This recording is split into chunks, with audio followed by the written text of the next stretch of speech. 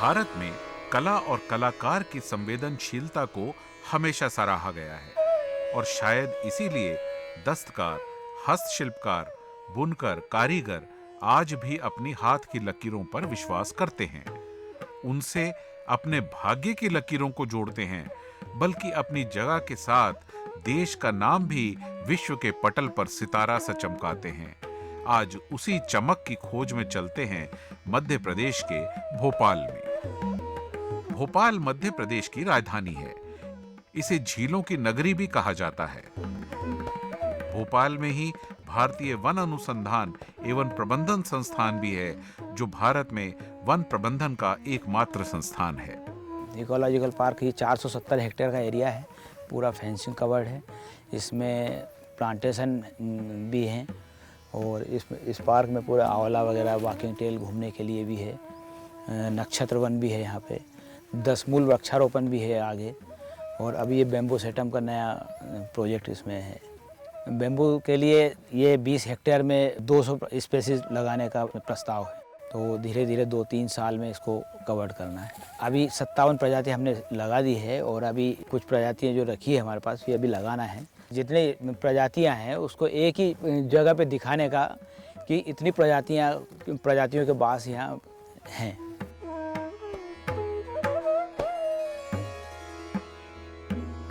कुछ लोगों का मानना है कि शहर का नाम राजा भोज के नाम पर पड़ा था। 18वीं सदी में यह स्थानीय गोंड राज्य का एक छोटा सा गांव मात्र था। वर्तमान भोपाल शहर की स्थापना दोस्त मोहम्मद खान ने की थी, इसीलिए भोपाल को नवाबी शहर भी कहा गया है। क्योंकि हमारा प्रदेश जो है वन्य प्राणियों से भरपूर है, इसलिए बांस का बहुत ज़्यादा उपयोग है। उसके अंदर सबसे अधिक ज़्यादा है कि उनको रहने की, चिड़ियाओं को रहने की, पक्षी पशु की छिपने की जगह बहुत ज़्यादा। मध्य प्रदेश में पूरा बांस लगाने का कार्यक्रम रखा हुआ है। ये जब से हमारे यहाँ बांस मिशन का जो आया है, उसके बाद इसमें बहुत ज़्यादा गति प्राप्त की है। उसके बाद लोगों को ये मालूम पड़ा है कि बांस से हम क्या क्या कर सकते हैं। हमारे यहाँ के सबसे ज़्यादा काम करने वाले 800 परिवार बांस बसोड़ का काम करते हैं और वो रात दिन जो है इसी पर जीविका अपनी चलाते हैं। हमारे यहाँ बांस मिशन के अंतर्गत इनका जो सामान ये जो बनाते हैं, उसको हमारा बांस मिशन खरीद लेता है और उसको जो है हाट बाजार में लगा करके उसको बेचता है। अलग अलग स्पीशीज़ के बांस होते हैं। मध्य प्रदेश में 2 स्पीशीज़ नेचुरली पाई जाती है। एक हम लाठी बांस बोलते हैं जिसको, और एक कटंगा। कटंगा जो मोटा बांस होता है और लाठी बांस हमारा जो काफ़ी ठोस बांस माना जाता है। तो अगर बड़ा हमें बांस चाहिए तो हम कटंगा यूज़ करते हैं। इनमें कांटे होते हैं या नॉट्स होती है, तो पहले वो नॉट्स हटाई जाती है, उनको पॉलिश किया जाता है। फिर डिपेंडिंग ऑन जॉइनिंग कैसी चाहिए हमें फर्नीचर में, डिपेंडिंग ऑन द डिज़ाइन, उसको वैसे जॉइन किया जाता है, उसकी कट किया जाता है और फिर फर्नीचर्स की डिज़ाइन देके उसकी पॉलिशिंग वार्निशिंग होती है। देखिए, बैम्बू एक greenest species on the earth मानी जाती है। अगर आप टीक का फर्नीचर बनाते हैं तो उसको 60 साल लग जाते हैं हमें एक टीक के पेड़, सागवन जिसको बोलते हैं, उसको उगाने के लिए। बांस हमारा 4 या 5 साल में पूरा बढ़ जाता है। भोपाल की बहुत सी हस्तशिल्प कलाओं में बांस के फर्नीचर और सामान की अपनी ही पहचान है और जो भोपाल की पुरानी कलाओं में से एक है। हम तो बाबूजी 10 साल के जब से बांस कमा ली, यही डलिया बनाते बाबूजी। सरकार ने बनिए दी बांस को, सुधी पूजा से बांट दे, जब बेचा थे, कमाऊ थे, डलिया बनाऊ।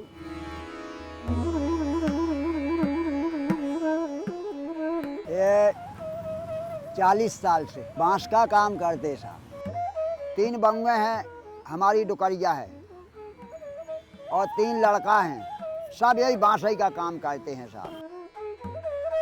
पूरा परिवार कहीं नहीं जाता है, 20 आदमी का परिवार है, छोटा बड़ा सब, बस यही करते हैं, हम वो कुछ नहीं करते हैं। डलिया टोकनी सूप बनाते हैं और सिड्डी बनाते हैं, घोड़ी बनाते हैं पुताई वाली, ये पेड़ पौधों के बनाते हैं ट्रीगार्ड, और अपने बाउंड्री बनाते हैं बांस की जो मकान के सामने लगती है, और पर्दा बनाते हैं जो अपनी खिड़की दरवाजे में लगती है।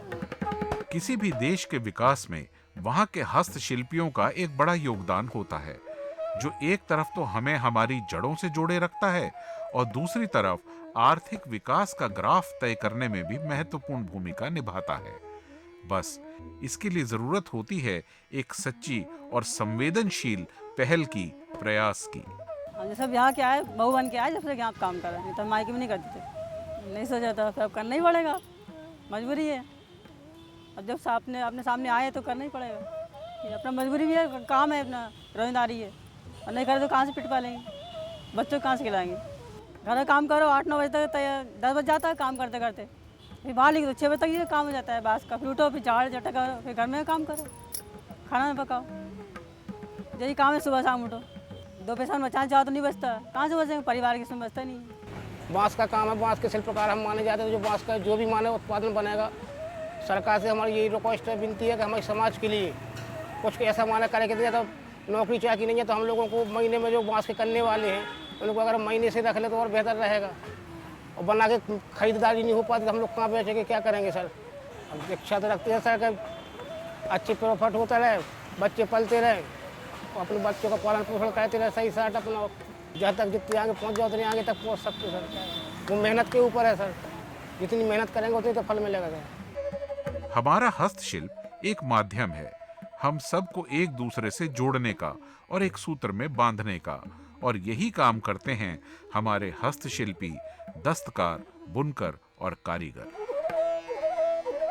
लकड़ी के फर्नीचर को तो हम सब जानते हैं, लेकिन मध्य प्रदेश का बांस का काम अपनी एक अलग ही कहानी कहता है। बांस के इस फर्नीचर और कृतियों को देखकर समझा जा सकता है कि कैसे इन्हें काट छांट कर इनमें आत्मा डाली जाती है। वैसे इतना भी हमारे फॉरेस्ट ऑफिस से ये बांस मिशन निगम चला है, जब से यहाँ तक माने आदमियों में जागरूकता हो रही बांस के फर्नीचर की, इसके पहले नहीं थी। तो करते करते ऐसे सीख गए हम, तो फिर सीखने के बाद में फिर बनाना चालू किया 1-2। तो लोग बागों को ये हुआ कि सर रावण के पुतले बनते, तो लोग बाग आते गए, देखते गए, हमको ऑर्डर दे जाते गए, बनाओ।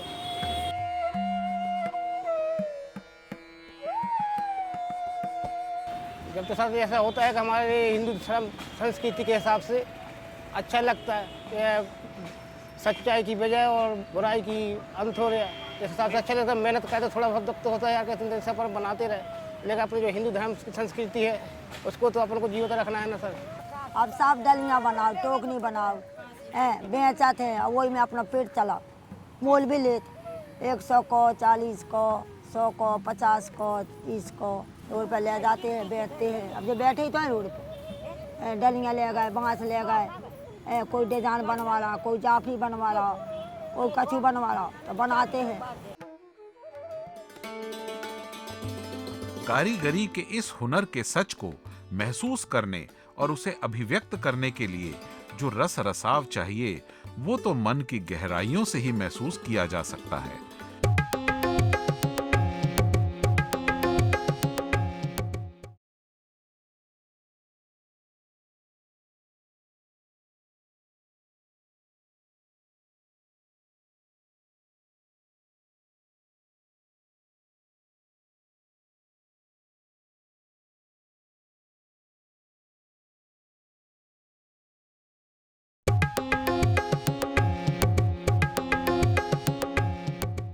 किस तरह एक कारीगर बेकार निरर्थक बांस की वीरानगी, सूखेपन और सूनेपन को सरसता में बदलकर खूबसूरत और हसीन बना देता है। तो हम बांस खेड़ी के रहने वाले, बांस डलिया का काम करते हैं। ये काम हमने शादी के बाद किया सर। सास ससुर बनाते रहे तो उसमें वो कचड़ा फेंक दिया, कचड़े में से ये निकाल कर वैसे ही छोटी छोटी बनाकर ये पाटे माटे निकाल कर सीखते रहे।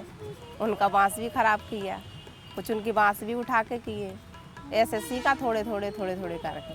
वो हमारे सास ससुर जैसे वो डला होते हैं और पिरियाँ बोलते हैं, सूपा बिजना ये बनाते। बांस के काम में बिजना बना लेता हूँ और डलियाँ भी छोटी छोटी बना लेता हूँ, और अभी यही सीखा हूँ और सीखूँगा। हम लोग बांस काट के लाते हैं तो उसे हम फाड़ते हैं, फिर उसका पतला इतना पतला बनाते हैं फोर, फिर उसको फाड़ के उसको साफ करके फिर उसके बाद इसके बनाने की प्रक्रिया करते हैं।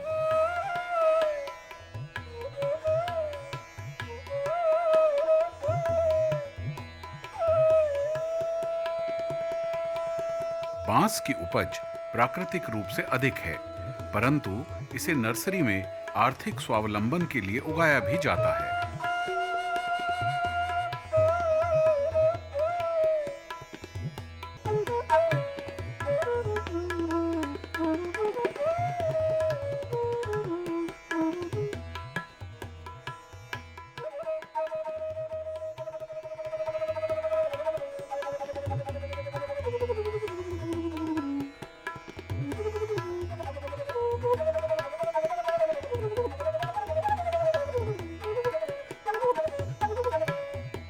बांस की सैकड़ों प्रजातियां विश्व भर में पाई जाती हैं, जैसे बम्बूसा बम्बूस, बम्बूसा फ्लेक्सुओसा इत्यादि।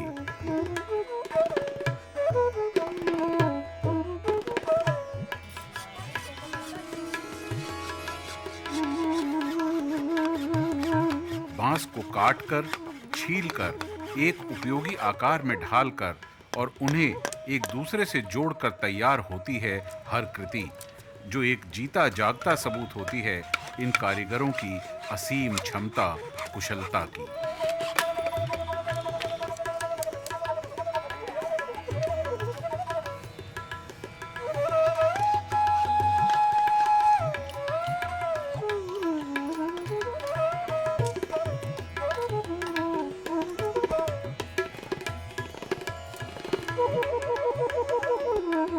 मध्य प्रदेश में कटंगा बांस एक महत्वपूर्ण प्रजाति है।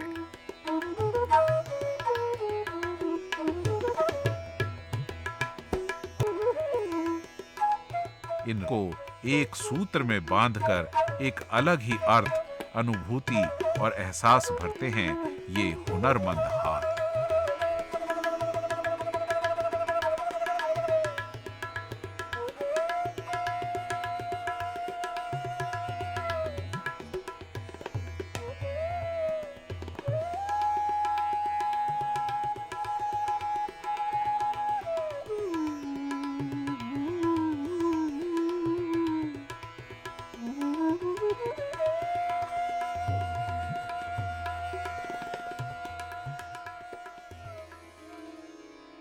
कारीगरी के इस हुनर के सच को महसूस करने और उसे अभिव्यक्त करने के लिए जो रस रसाव चाहिए, वो तो मन की गहराइयों से ही महसूस किया जा सकता है।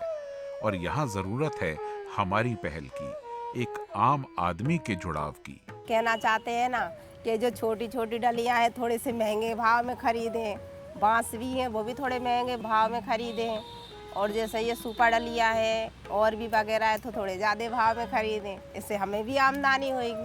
मतलब हमें अच्छा लगता है ये करना कि हाँ हम ये चीज़ कर सकते हैं। ये मतलब रहता है कि अगर हम 1-2 रुपये को बैठे रहें तो हम बैठे नहीं रह सकते।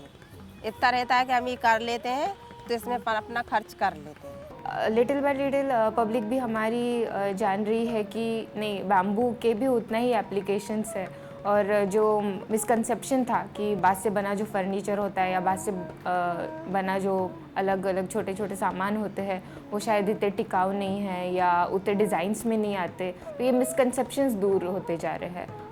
1500 से अधिक बांस के उपयोग बताए जाते हैं और रोटी, कपड़ा, मकान, हर चीज़ में बांस का प्रयोग हुआ जाता है। और हमारे जो शिल्पकार भाई थे जो बसोड़, MP में जाने जाते हैं बसोड़ के नाम से, जो ट्रेडिशनली ये काम करते आए हैं, उनके जो खुद के स्किल्स हैं उनको कैसे डेवलप करना, उनकी क्राफ्ट जो सिर्फ अभी वो बैम्बू से वर्क करना जानते हैं लेकिन न्यू उसमें वीविंग पैटर्न्स लाना जो आज के लोग हैं उनको कैसे अपील करते हैं, न्यू डिज़ाइंस, न्यू प्रोडक्ट्स, उनके हम इसका एक्सपोजर करवाते हैं।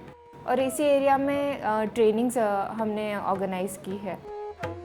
बांस के उगने से लेकर एक आकार देने से और हमारे तक या बाजारों तक का सफर कैसे पूरा होता है? क्या कोई अड़चन आती है इस सफर में? कितने हिचकोले हैं इस राह में? इस सफर के दौरान सरकारी पड़ाव कहां-कहां आते हैं? कब-कब और किन-किन परिस्थितियों में इन अलबेले हाथों के बादशाहों को जिंदगी के थपेड़ों से जूझते हुए सरकारी प्रयासों की छाया मिलती है? उत्साहवर्धन के लिए कौन सी योजनाएं और पुरस्कार हैं? हमने अब नया तरीके का काम चालू किया है। पहले क्या है, बांस की लाइफ कम होती थी, तो हमने ट्रीटमेंट प्लांट लगा रहे हैं, हम लोग बुला करके लगवा रहे हैं। उसके बाद बांस को केमिकल से हम लोग उसको ट्रीट करके देंगे।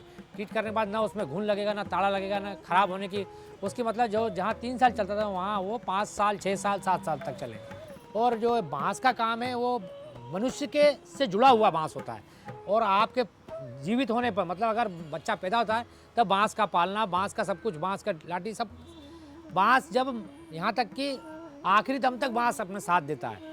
और इनको मनुष्य से इसीलिए जोड़ा गया है कि बांस का भी उम्र 50 वर्ष होती है। सबसे ज़्यादा ऑक्सीजन बांस से प्राप्त होती है। अगर बांस लगाया जाता है तो मनुष्य को बहुत ज़्यादा ऑक्सीजन प्राप्त होगी, और बांस से ही जो है जीवन मनुष्य से जुड़ा हुआ। हमारे कमरों को सजाने के लिए सोफे, पलंग, काम के लिए ट्रे, रैक, अलमारी, मेज या फिर लैंप से रोशनी फैलाते कारीगरों का अपना जीवन कैसा होता है।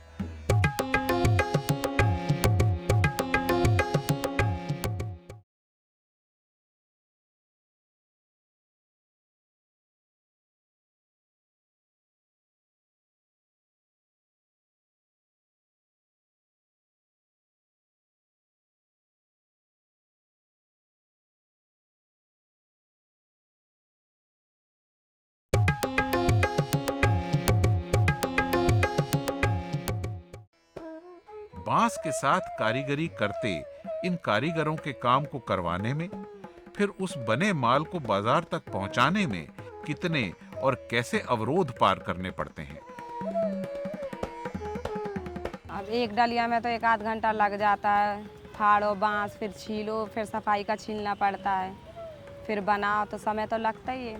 इतना सा बर्तन तो 20 रुपए में बिकता है सर, 20 रुपए, 15 रुपए, कोई कम में भी बेच लेते हैं, फूट जाता है। तो बांस तो कहीं काटने को भी जाते हैं और यहाँ डिपो में से भी मिलता है, खरीदना पड़ता है डिपो में से। जैसा लेते हैं वैसा ही मिलता है। जैसे अगर छोटा लो तो 50-60 रुपए का, ज़्यादा मोटा बड़ा लो तो 100 रुपए का, 150 का ऐसा मिलता है। एक डलिया 20 रुपए की बेचो तो 5-10 रुपए फ़ायदा मिल जाता है। जीवन भर इन बांसों को विभिन्न रूपों में ढालने वाले ये कारीगर क्या अपने भविष्य के बुढ़ापे के सहारे बच्चों को भी इसी काम में लगा देखना चाहते हैं, या फिर शिक्षा के प्रचार प्रसार ने इनकी राहें कुछ मोड़ दी हैं? इस कारीगरी की कुशलता क्या बचपन में ही इस काम को देखते करते मिल जाती है, या फिर प्रशिक्षण भी जरूरी होता है? अब कहाँ होएगी सर पढ़ने की इच्छा। माँ बाप ने शादी कर दी, पढ़ते लिखते कुछ अच्छा सीखते या कहीं जॉब करते, आजकल जो कर रहे हैं ज़्यादा पढ़ लिख के। लेकिन अब इसी में यही करना पड़ता है, ये नहीं करेंगे तो बैठे रहेंगे। बच्चे का नहीं सोचा हमने, बच्चे तो सिर्फ पढ़ें और कुछ अच्छा सीखें। बच्चे को पढ़ाने भी भिजाते हैं हम, उनके साथ भी थोड़ा देखना पड़ता है। अभी छोटे ही छोटे हैं वो, हम नहीं चाहेंगे कि हमारे बच्चे ये करें। अब जब बच्चे जॉब करने लगेंगे जब भी तो छोड़ पाएंगे। जब बच्चों को हम उतना पढ़ा पाएंगे जॉब करने लायक, तभी तो ये छूटेगा। और फिर बेटियां हैं, उनको तभी पढ़ाना है।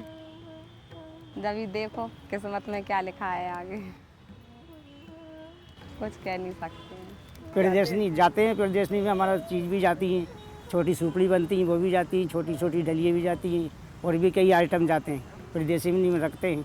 पानी का पंखा भी बनाते हैं, वो बांस का वो भी बना रखते हैं। और नई चीज़ का साथ यही चल रही है अभी, तो कोई थोड़ा घर बना लो या कुछ तो वो पोस्टर लगा दो टट्टा का बना के, उसमें भगवान की पोस्टर चिपका दो। इसमें का और काम चल रहा है, और भी चल रहा है। सब हमारा खानदानी काम था, और सिखाया भी था किसी ने, बच्चे करते और हमसे ये अच्छा करने की कोशिश कर रहा है। मतलब और भी डिजाइने चल रहे हैं जी, इससे जो मोटा काम था और बारीक काम कर रहा है। जो बारीक चीज़ है जो बनाना है अपन को, सफाई जैसे जो करना है वो करना है, उस पर भी ध्यान देना है, पढ़ाई पे भी ध्यान देना है, और अपना जो करा नहीं तो वो तो चल ही रहा है। बांस भी कर लेता हूँ, खेती भी कर लेता हूँ, स्कूल भी जाता हूँ। जब स्कूल से आता हूँ ना वापसी, तो टाइम मिलता है तो ये काम कर लेता हूँ। जी हमारी पूरी फैमिली करती है। हमारे दादाजी हैं जो, उन्होंने बताया था कि इस काम को ऐसे किया जाता है, और दादाजी बोल रहे हैं कि ये काम करते रहोगे तो आपको दिक्कत नहीं आएगी कुछ भी काम करने की। जैसे तुम्हारे पास पैसों की कमी है, 10-20 रुपये इसमें आते ही रहेंगे। हमारे कमरों को सजाने के लिए सोफे, पलंग, काम के लिए ट्रे, रैक, अलमारी, मेज या फिर लैंप से रोशनी फैलाते कारीगरों का अपना जीवन कैसा होता है। हर सुबह किस आस में उठते हैं और हर रात क्या सपने बुनते हैं ये कारीगर। हाँ, हम नहीं करेंगे, हम बसोड़ हैं, हमारा यही धंधा है। हमको भगवान ने यही बांस का काम दिया है, तो हम अपने खुशी से करते हैं। हमको सुबह शाम रोटी मिलती है, इसी में आनंद मंगल रहते हैं, बड़े खुशी से रहते हैं। हम 30-40 साल से मंडी बन चुकी है जी, और हमने अपने मजदूरी जैसा करते हैं और बस यहीं अपना चला जाता है। हमको कोई परेशानी नहीं, हम गाड़ी वालन का ना रोड वाला ना कोई परेशानी नहीं, बहुत दूर रहते हैं। एक पेड़ के नीचे बैठ जाते हैं, अपने बनाते रहते हैं दिन भर। सब यहीं बिक जाती हमारी यहाँ बांसखेड़ी में, हमको कहीं जाने की ज़रूरत नहीं, सब हमारा माल यहीं बिक जाता है। साहब लोग आते हैं, ऑर्डर देते हैं, थोड़े बहुत पैसे ले लेते हैं, सामान बना दिया, बन गया सामान, और वो ले जाते हैं। मध्य प्रदेश का अपना रोचक इतिहास रहा है, जिसमें हस्तशिल्प के साथ साथ साहित्यिक धरोहर, लोक नृत्य, संगीत भी रहा है, जो काम के पलों को तो मनोरंजक बनाता ही है, हमारी परंपराओं को भी समृद्ध रखता है। बस जरूरत है तो आगे बढ़कर, हाथ बढ़ाकर इसे बिखरने से पहले समेटने की। बढ़ना तो बहुत कुछ चाहते हैं, अगर कुछ सपोर्ट ज़्यादा नहीं मिला। अब जैसे कोई अपन को लोन वोन का जी मिले तो अपन को ज़्यादा और भी काम कर, और भी आदमी को बुलाए, अपना और भी कारीगर बढ़ाएं, धंधा बढ़ाएं। हम तो नहीं चाहेंगे बच्चे सीखे, हम चाहेंगे कि लड़के बच्चे पढ़े लिखे और आगे बढ़े, अपना ये और सीखना चाहे सीख भी सकते हैं। हमें छोटा सा बच्चा है, वो 8 साल का, उनकी तो है आदत कि हम सीखेंगे करेंगे, वो तो आगे दौड़ता है कि मैं करूँगा सब कुछ। लेकिन तो अब तो पढ़ो, पहले पढ़ो लिखो, उसके बाद करना। काम में तो आगे बहुत बढ़ने की इच्छा है, लेकिन साथ में स्कूल भी पढ़ने की उम्मीद रखता हूँ जी। सर्विस मिल जाएगी तो सर्विस करूँगा, और नहीं मिलेगी तो फिर ये काम तो करना ही पड़ेगा जी। ये नहीं है तो हमारे घर पे खेती वगैरह होती है तो खेती वगैरह करूँगा। से ऐसा हो जाता है कि इसमें पैसे रहते हैं तो कमी नहीं आती, ये काम करते रहते हैं तो इसीलिए करता हूँ मैं ये काम जी। ये तो हमारा खानदानी काम है, तो जन्म से मृत्यु तक तो रहेगा ही ये काम हमारा। मोहन मुरली बाले हो जसोदा के दुलारे, जसोदा के दुलारे। गाँव के भैया, गाँव के भैया, कुंवर कन्हैया, कुंवर कन्हैया। हाँ, गाँव के भैया भैया, कुंवर कन्हैया, जसोदा जी के छैया। मोहन मुरली बाले हो जसोदा के दुलारे, जसोदा के दुलारे। स्वामी पार लगैया, जसोदा के दुलारे। बीदर का पूरा परिवेश बिदरी कला के इर्द गिर्द ही घूमता है, जिसमें कलात्मक कर्तव्य की भावना भी निहित लगती है, लेकिन पूरी होने के बाद एक एक कृति आंतरिक संरचना से जुड़ी लगती है।